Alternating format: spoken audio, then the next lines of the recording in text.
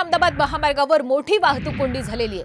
1.5 किलोमीटरपर्यंत लांबच लांब रांगा सुद्धा लागल्याचं पाहायला मिळतंय।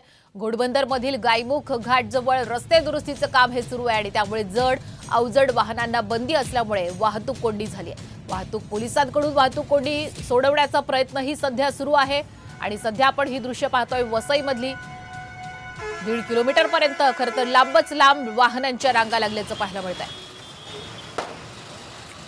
मुंबई अहमदाबाद महामार्गावरची ही दृश्य साम टीव्हीवर आपण याची एक्सक्लुझिव्ह दृश्य पाहू शकता। 1.5 किलोमीटरपर्यंत या लांबच लांब रांगा लागल्यामुळे कुठेतरी सर्वच नागरिक त्रस्त झालेत। घोडबंदरमधील गायमुख घाट जवळ रस्ते दुरुस्तीचं काम सुरू आहे आणि त्यामुळे जड अवजड वाहनांना बंदी असल्यामुळे ही वाहतूक कोंडी झाल्याचंही कळतंय।